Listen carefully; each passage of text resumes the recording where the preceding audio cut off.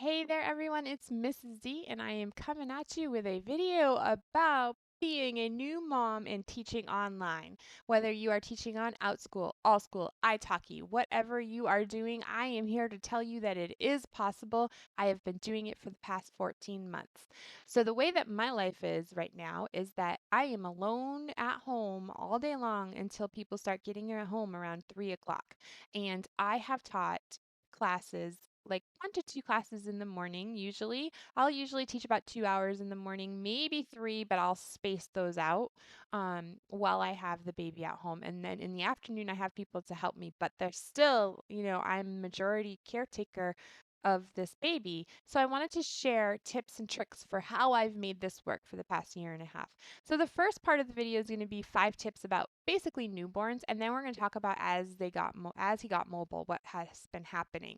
So the number one thing that I recommend is that you go to Krisp.ai and download that app. It's about $80 a year for a subscription, and it is worth every single penny. You can spend money on headsets that have noise blocking microphones. It's not going to work as well as a Krisp.ai. So save yourself time and aggravation.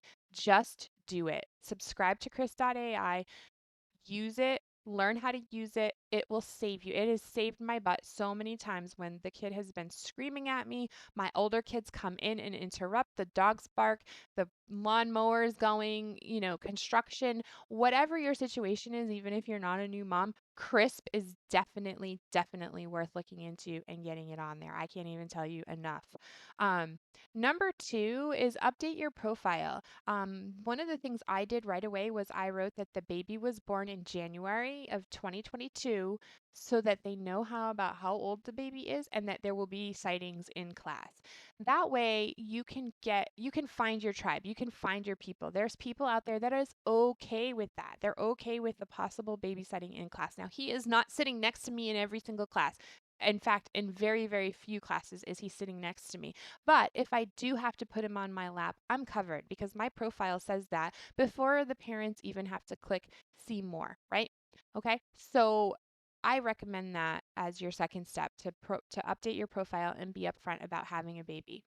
The number three thing that I would recommend is be as prepared for class as you can, over prepared for class as you can with things like wipes, diapers, bottles, pacifiers, toys, numbing cream, anything that you think you might need to help you take care of the baby while you're in class. Do that. I had set up the bouncy seat, like those little wire bouncy seats that they can sit in as newborns, and pillows. And I had, one side was the bouncy seat, the other side was the pillow. And so he was able to sit in that, and I would be able to pick him up if I had to, or put him on the other side if I needed to. I could, easily take a wipe and wipe something. I've changed diapers during class. You can do that by turning them over on their bellies and doing it. And the students had no idea. Of course, they see, that you're moving and stuff, but they have no idea what you're doing down there. And most of the time, they might not even notice. So if it's a discussion type class, you can definitely get away with that. So, but just be prepared for any of that stuff. And then be prepared to understand that that's a temporary situation. So if the baby spits up all over himself and you can wipe it up with a wipe, but is like the front of him's all wet or something, he's going to be okay for a little while. He'll be okay. It will not kill him to have that little wetness there for a little while. As soon as class is over, pick him up, change him. Okay, so that's number three. Number four is about feeding. If you're nursing, you can absolutely nurse while you are teaching.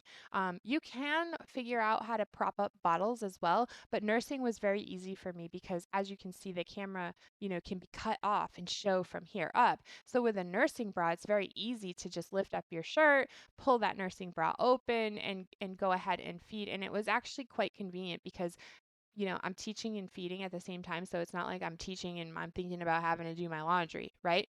And the baby would often fall asleep or just be quiet and content for the period of class. So that's another way to get through a class is by nursing.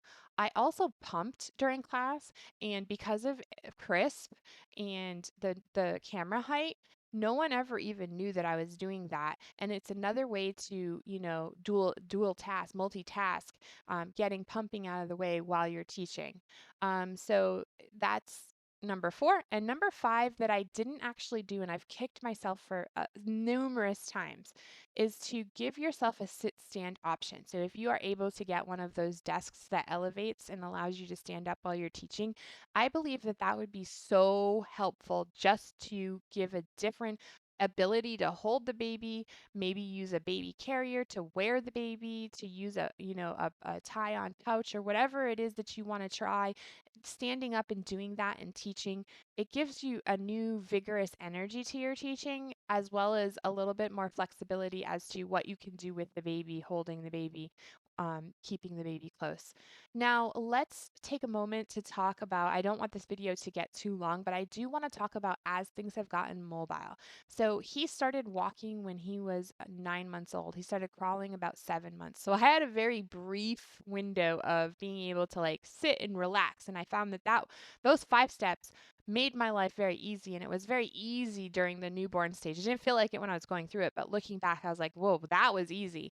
Now, while he's a toddler, it's getting more and more difficult. But I have found that as we go through this, I have to be flexible. I've had to rearrange my office 3 or 4 times, just because they're at different stages. At like they at the pull up stage, he still can't reach a lot of things on my desk, so that was all okay. But then as he started growing, things on my desk had to keep getting moved back more and more. Then he started grabbing wires and pulling wires, so I've had to tape and secure all the wires. I keep a roll of masking tape at my desk. Here, I'll show it to you. That helps me, you know, anytime I need to do something, I'll just tape that sucker down. I've got my mouse pad taped down. I've got my wires taped down. I've got my desk drawers taped shut, because those were causing issues. So that, being able to look at my surroundings and figure out how to adjust them so that they would continue to be safe as we were doing this. I used baby gates as well so that he's not confined only to this area, which or if he has to be confined to this area, gates. Invest in the gates. Invest in the playpens. Those things are going to be worth it in the long run, and give a different perspective. Like so, for me, it's perfectly safe in my house to have our hallway blocked off with a gate where he can be in the hallway and in this office with me. And occasionally, I open the bedroom door as well and let him roam around in the 3 rooms, and it just helps to give him more space as he's in this toddler stage. He has more space. Now, it doesn't always go perfectly, but it has really worked out in most situations, most classes I've gotten through without any issues.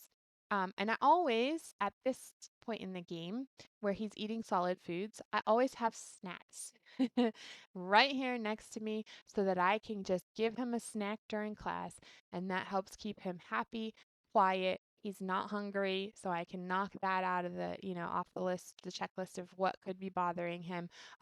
So snacks are really important. Does he make a mess with them? Absolutely. Absolutely. There is a mess in my office every day of toys, snack food, all the crumbs on the floor, and I have to clean it up all the time. So it's like I said, it's not easy. This is not easy, but it is possible. It certainly is possible. Don't sweat the small stuff like having a messy floor or having to pick the toys up 100 times or the baby's in wet pants for, 20 minutes. All those things are okay. Be flexible about that. I hope that this video is helpful for you as a new mom or for you moms out there who are thinking about doing this, to understand that it's possible. It's not always easy, but it's possible. I really wanted to offer encouragement. Try it. Try it out. I'm doing fine. It's been 14 months.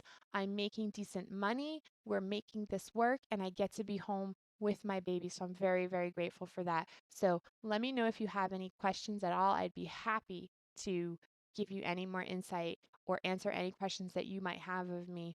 And if you found this video helpful, please like, subscribe, hit the notification button, and check out some of the other ones that I've had about my online journey teaching at home, and most recently teaching at home with a baby. Thanks so much, everybody. See you next time.